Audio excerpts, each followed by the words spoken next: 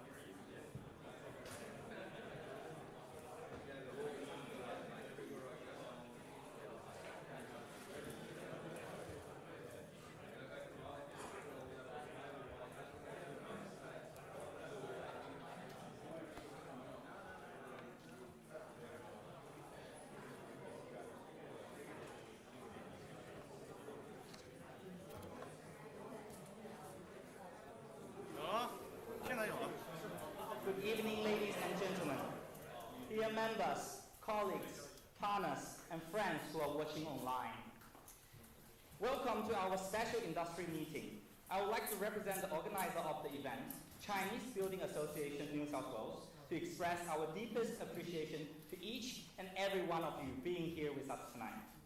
I'm Andy from CBA New South Wales, and I am grateful for having this wonderful opportunity to host tonight's event.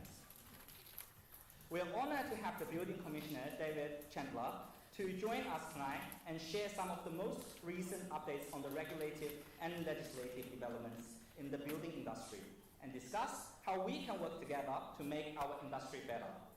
But first, I would like to introduce our association. CBA New South Wales is a business association to provide a home for all of the building and development stakeholders. We are committed to providing our members with business promotions, social network opportunities, and professional support. Before we start, I would like to formally introduce our special guests that we have the honor to share tonight's event with. Welcome the Building Commissioner of New South Wales, Commissioner David Chandler.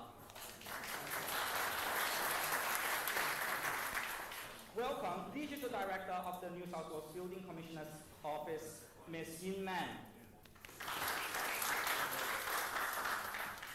Welcome General Manager of UDIA New South Wales, Mr. Anthony Nicolau. Welcome President of CBA New South Wales, Mr. Hao Liu. Welcome Vice President of CBA New South Wales, Mr. Billy Chen. And finally, welcome CEO of CBA New South Wales, Mr. Carson Gao.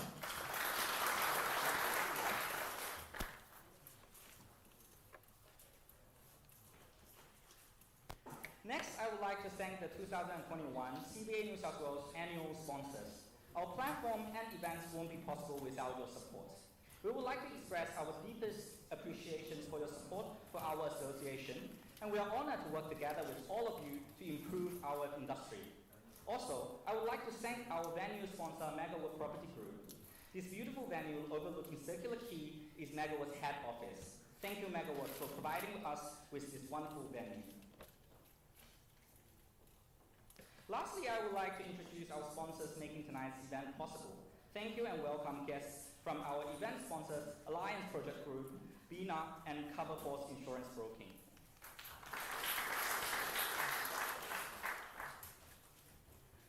Now I would like to go through tonight's agendas. First, our president will speak a few words about our association. Next, we will invite a representative from our partner organization, UDIA, to have a speech. Then 3 of our event sponsors will introduce their companies as well as say a few words. After that, we will begin our most important session of the night and have Commissioner Chandler go over tonight's major topics. Lastly, I would like to invite everyone to a group photo together.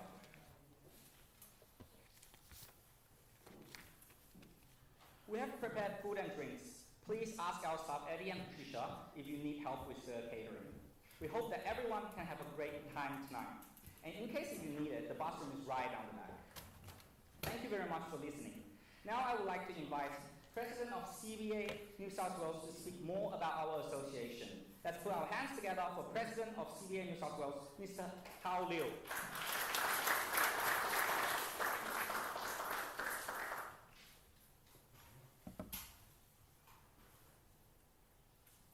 So, good evening, everyone. Thank you very much for coming over tonight. And it's great to bring everyone here with us tonight.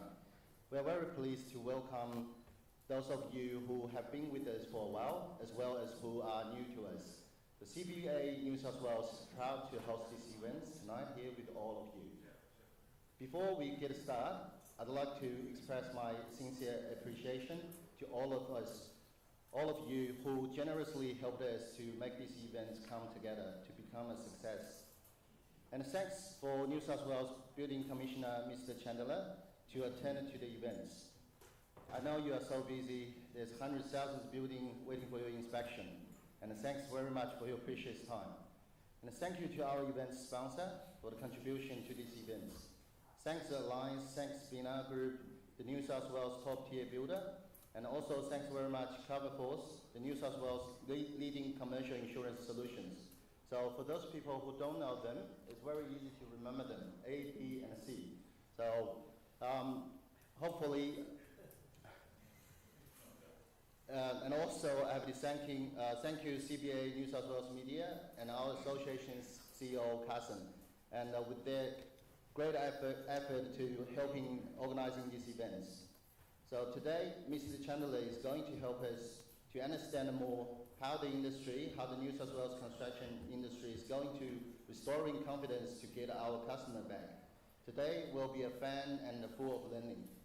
Wish everyone enjoy the events. So let's give a warm welcome again to New South Wales Building Commissioner, Mr. David Chandler.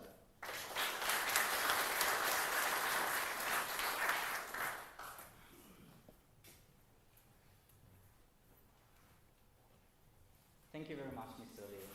Next, I would like to invite Anthony from our partner organization, UDIA, to say a few words. Let's put our hands together for General Manager of UDIA New South Wales, Mr. Anthony Nicolau.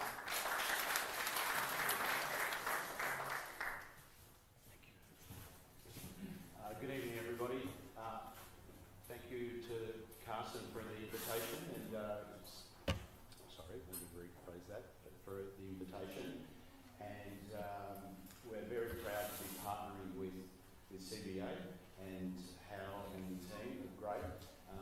Basically, we're here to listen to David Chandler, the Building Commissioner, to advise on how things are going. I think the Commissioner's doing a great job, and we're partnering to make sure that the industry is improving. And by having everybody here tonight, that's a good way of learning what's going on. And thank you for all turning up, and Carson, thanks for partnering up with UDIA New South Wales. Thank you.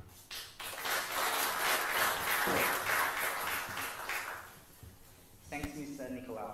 Next, I would like to invite event sponsor Alliance Project Group's representative on to the stage. Let's put our hands together for Business Development Manager, Mr. Costa Kotokis. Hi everyone.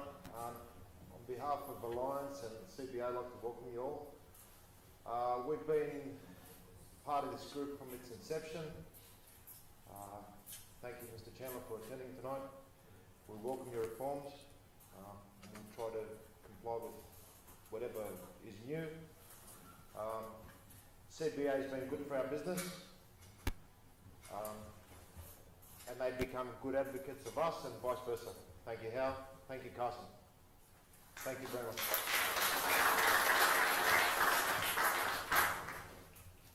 Thank you very much, Mr. Kotokis. Next, I would like to, he has made a video which carries his message. Let's watch it together. Let's put our hands together for Managing Director of BINA, Mr. Ayman Zouabi.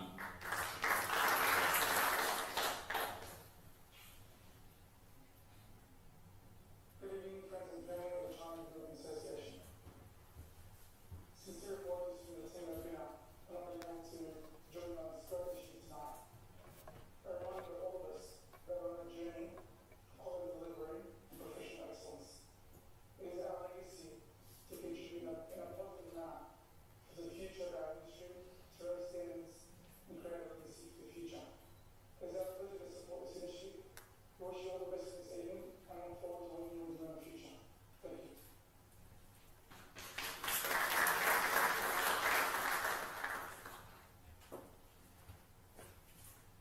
Thanks, Mr. Zouabi. Next, I would like to invite Mr. Andrew Ferguson to represent event sponsor CoverForce Insurance Broking to give a speech. He will also introduce our special guest tonight, Building Commissioner David Chandler. Ladies and gentlemen, let's put our hands together for CEO of CoverForce Insurance Broking, Mr. Andrew Ferguson.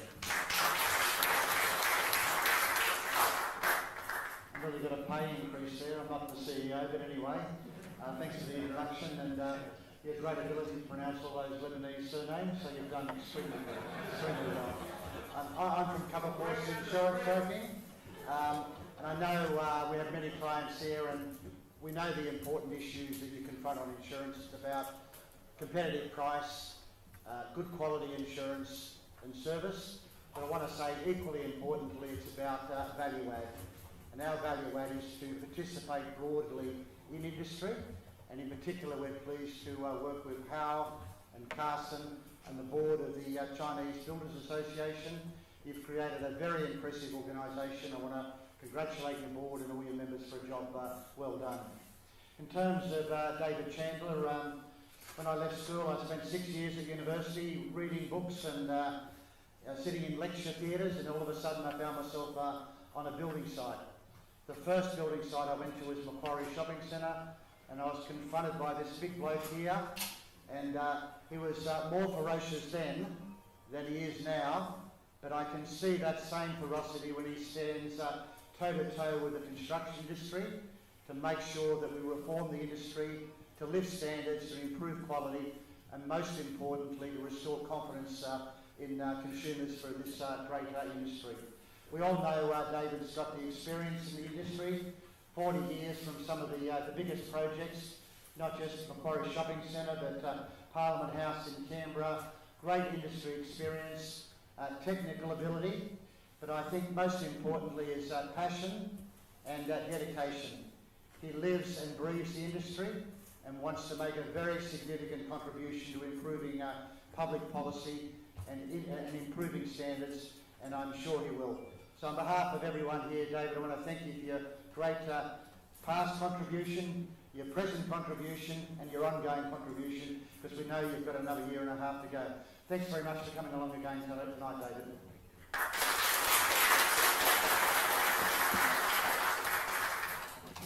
And lastly, let's put our hands together for the Commissioner David Chandler.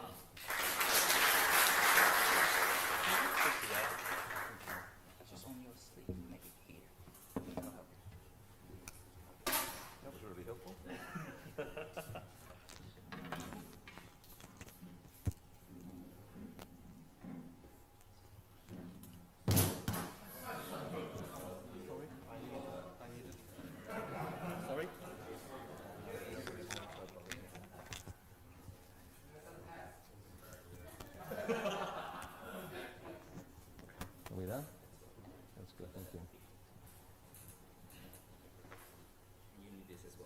that as well, guys. Wow.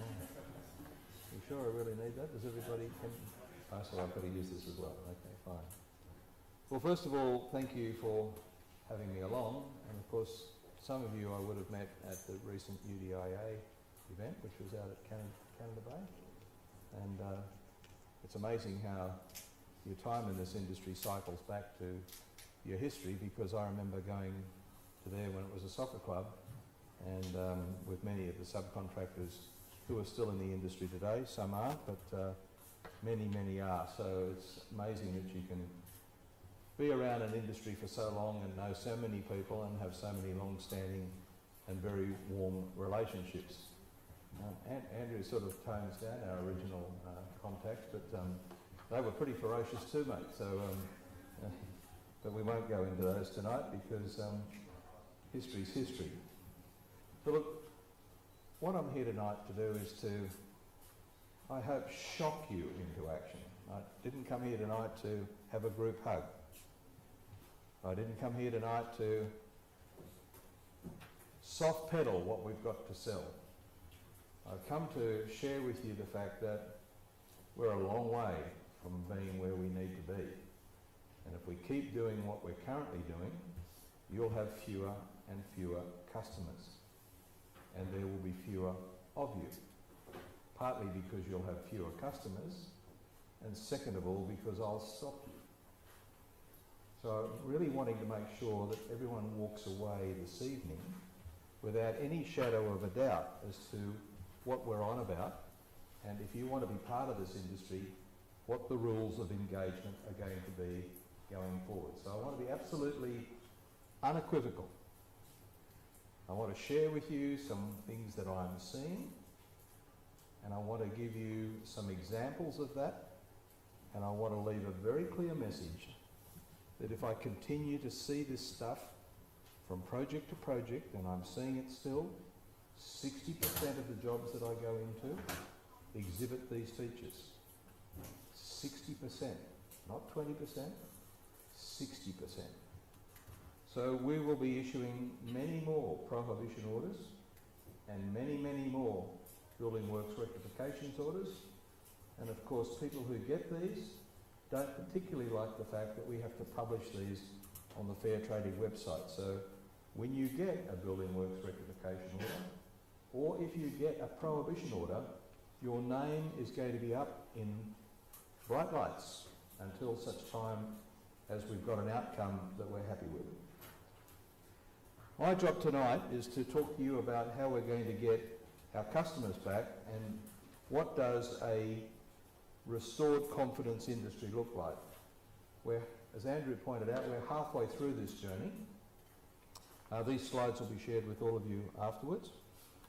But we're halfway through this journey, and I sat back in a recent break in a very rainy Queensland and thought about what could we do more to lift the game, because today I am seeing projects that were started after the day that I was appointed building commissioner. So that's 18 months ago.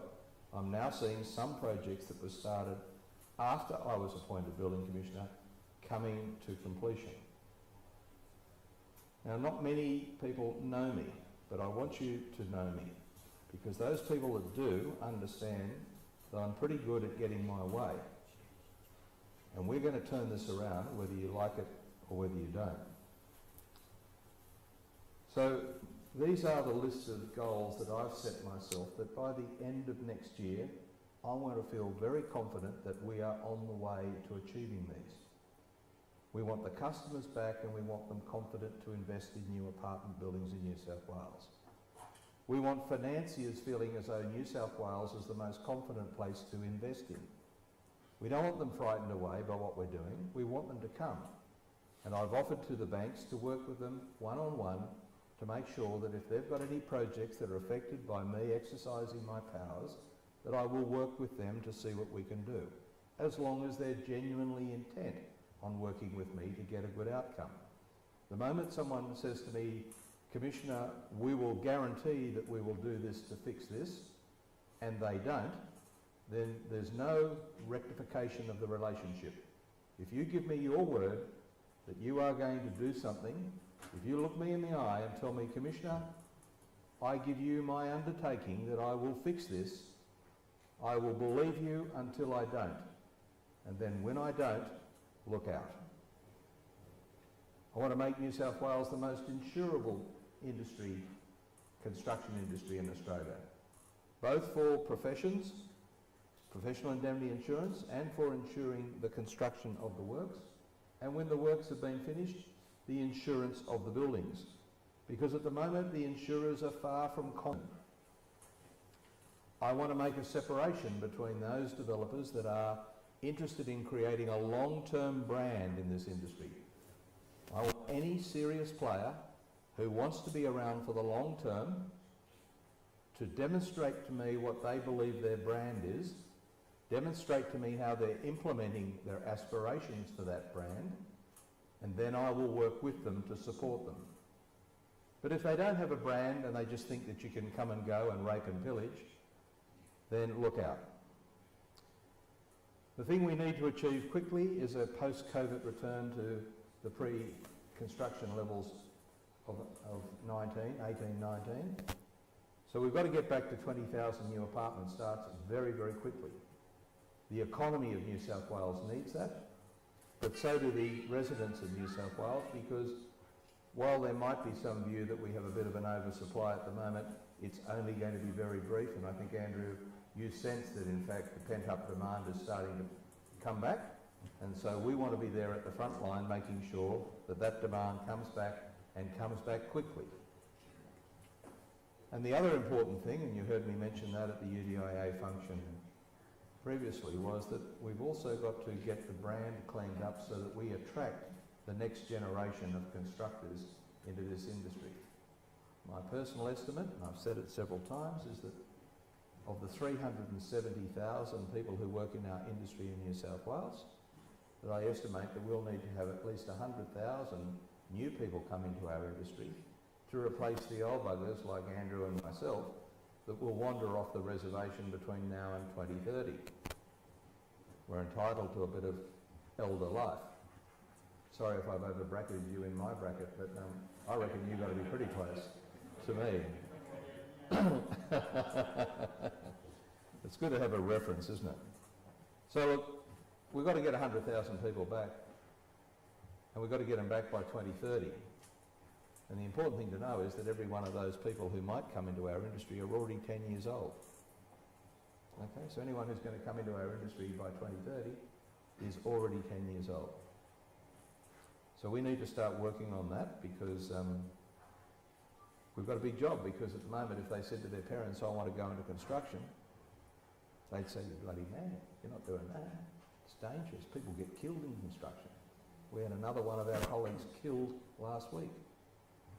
I had an industry person try and tell me that we had an unfortunate person pass away in our industry last week. And I said, mate, stop trying to put lipstick on the pig. We had somebody who was killed by this industry last week. And that's a horrible, horrible situation. And so we all have a duty of care. So look, what I need to now do is to show you what our changed reputation looks like. And our reputation can't continue to look like this. I think this slide will take me to this slide. I want just a quick word from my sponsor. Are we able to do that? This channel.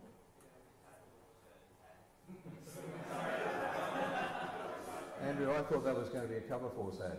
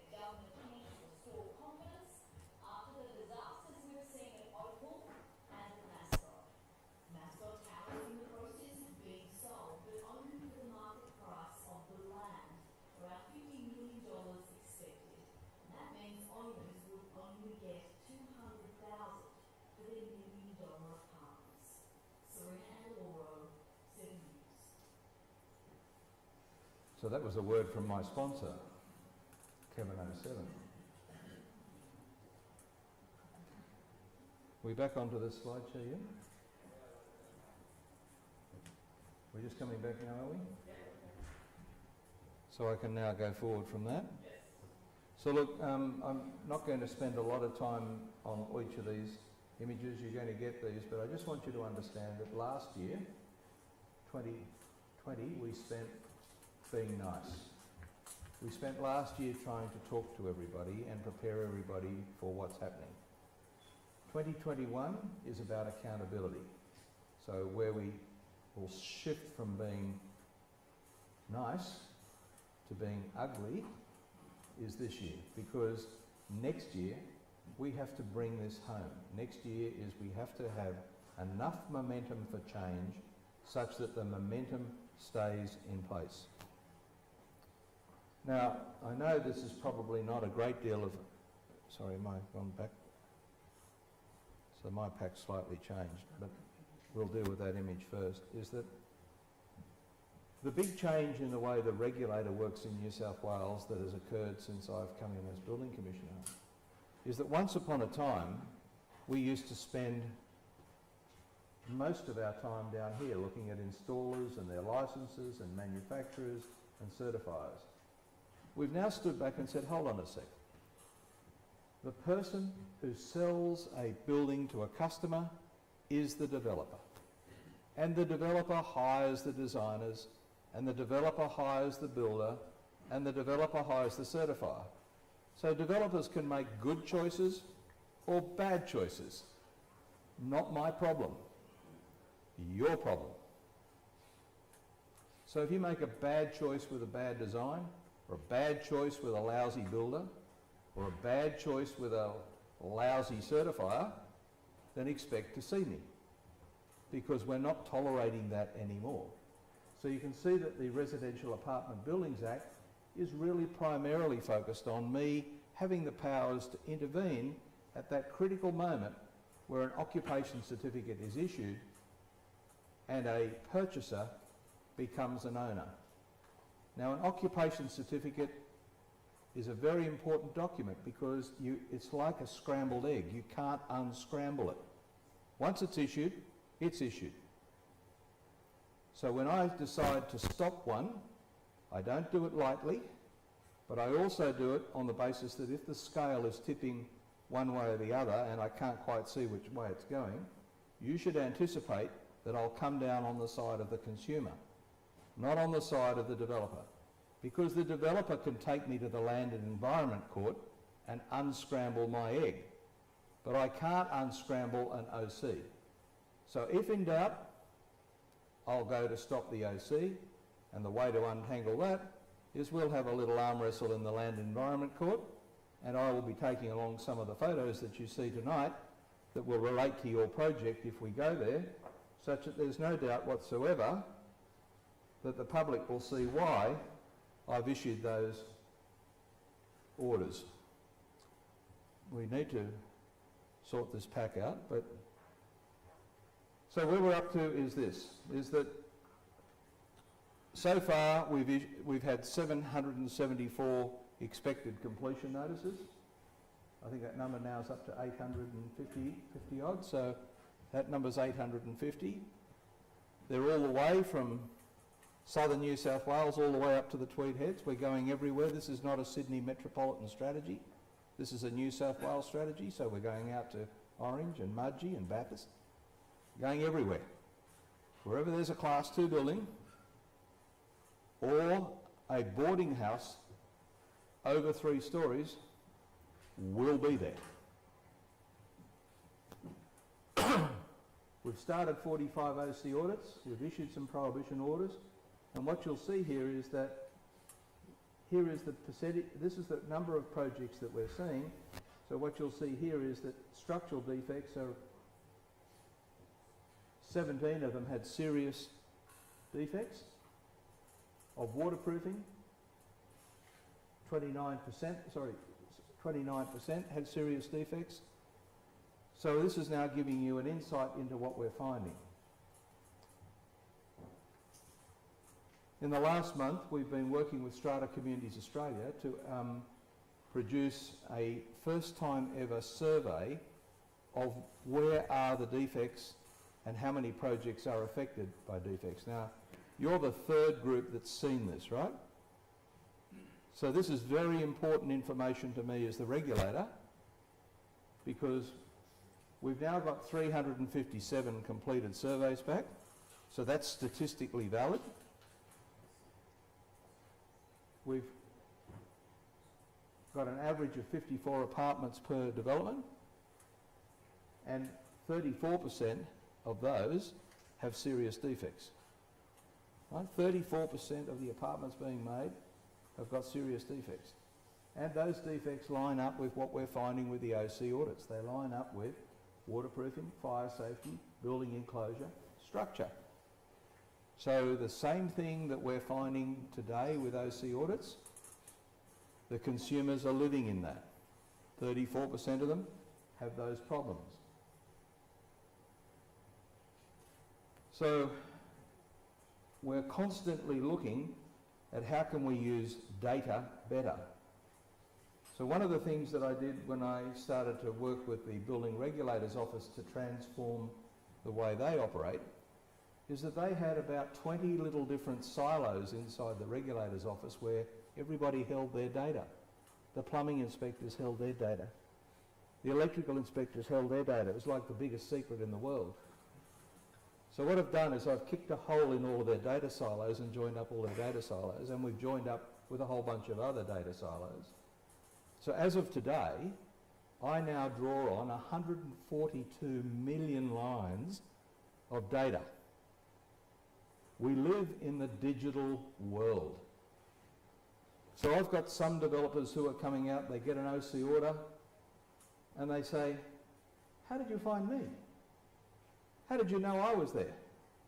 I said, because there's nowhere you can hide when I've got 142 million lines of data that will tell me everything about you. So you can be hiding behind an accountant's office or a lawyer's office and not be visible. Not to me. I see through the accountant's office, and I see through the lawyer's office, and I see the developer straight away. So I want you to all understand, if you want to be in this industry, this regulator will know who you are and where you are all the time. Now, one of the things we looked at is who continues to keep letting us down. So we asked the data at the end of last week, because this all really only came together at the end of last week. Very, very powerful data. I said to the data people, how many projects are the 6 most annoying certifiers working on? I didn't put their names here. Here. Someone in my office described them as the Dick's Heads, but that's probably not a nice name for them. That's more of an Australian brand. But what we found is that 29% of Class 2 buildings are being certified by these 6 certifiers. It's about in line with the 34% of projects that have serious defects. So at any time, I'm going to have about 500 projects that have notified me that they're within 6 months of an OC audit. So we've decided we will target every one of the projects that these certifiers are on. So if you've got one of these certifiers on your job, expect to see us sometime soon. Now, I gave a presentation this morning, and someone put their hand up and said, well, Commissioner, can you tell me who the 6 people are? And I said, I'll tell you what you should do. We should hand out a beer coaster to each of you, and you should put the 6 names you think they are on the back of the beer coaster. And I'll compile them all down here, and I'll tell you what the average was, and I bet you got it right.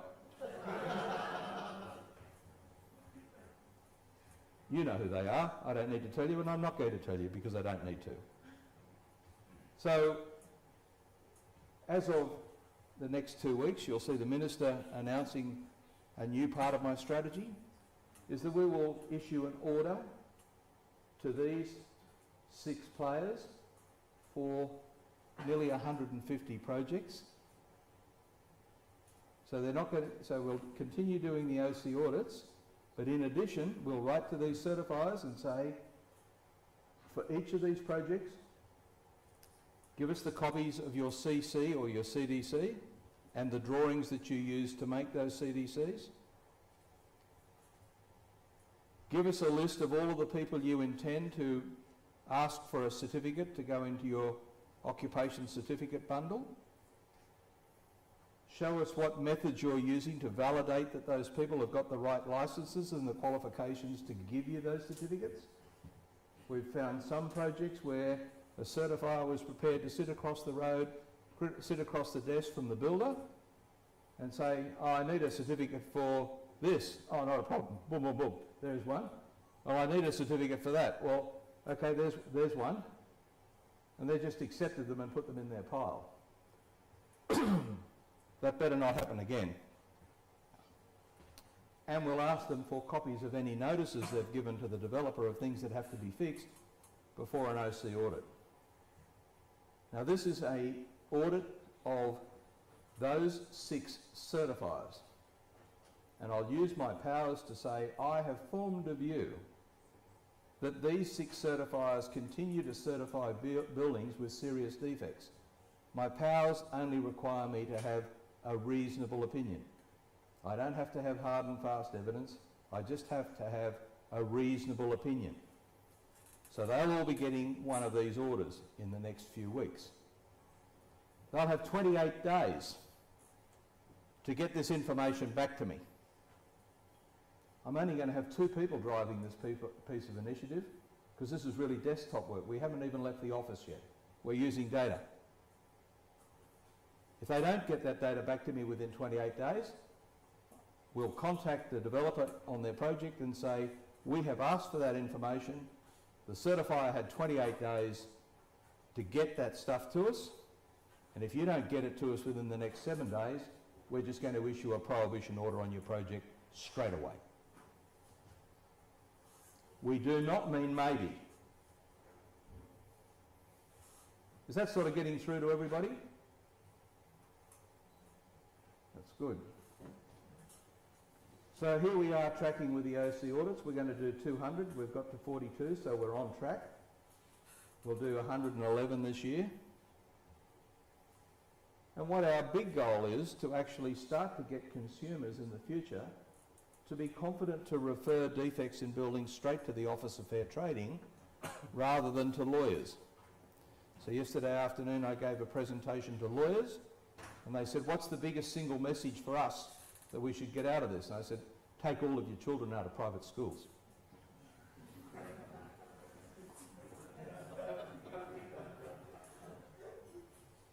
So these are the resources that we're unleashing. Yin and I have been building this strategy now for a year, so we know exactly what we're going to be doing. So here's the 30 new boots on the ground of people who are doing OC audits. Starting in July, we've now got a new set of auditors coming on to review declared designs. And a year later, when the buildings that are currently going to, or that will start using declared designs from the 1st of July, when those buildings start to issue declared as-built drawings, we'll start another interrogation of those declared as-built drawings to make sure that they reflect the declared designs. And where they don't, we will issue building rectification orders. And of course, the names of the people that get those orders will be published on the Office of Fair Trading website. You'll become very, very visible to everybody. Your clients, your financier, your friends, because there's no way around saying that we can do this with gloves on, gloves off.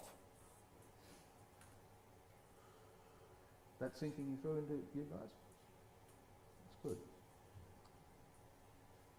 So over the next year, my intention is to work with what I call the branded developers, those developers who are prepared to come and say, Building Commissioner, I'd like you to meet our company. So Andrew, you had somebody here tonight who wanted to meet with me. Would I come and have a look at their job site? Well, I don't want to go to a job site until I've met the proprietor of the company, and I want you to tell me about what your vision is for your brand, what your promise is to your customers, and how you're going to go about delivering that. When I hear your story, then I want to go onto the job and have a look and see whether you're walking the talk. Talk's cheap. We'll see what happens with the walk. But first of all, my goal is by the end of this year is to have found at least 100 trustworthy developers that I'm prepared to call out and say, I think you're a trustworthy developer. So that's what I'll be doing for most of this year. This slide's in the pack for your information. It's only got a little bit of information, but Yin is the driver of this Intel. This basically shows you what happens about deemed to register for architects and designers from the 1st of July. And this shows you where we're starting the process and what projects get caught by the Design and Building Practitioners Act. Please pay attention, because you'll be surprised at how many projects get caught. And if you think you can operate below the radar and you haven't told me about your project, think again. I don't know what happened with the slide pack that I'd sent up here tonight. That's not the slide pack we sent in earlier, because there was one with all the defects. No, but you had a look through the defects images earlier, didn't you? Because I couldn't have you going home without seeing what I see. Because Andrew thinks that I'm passionate. I'm angry. Have we got those slides at all?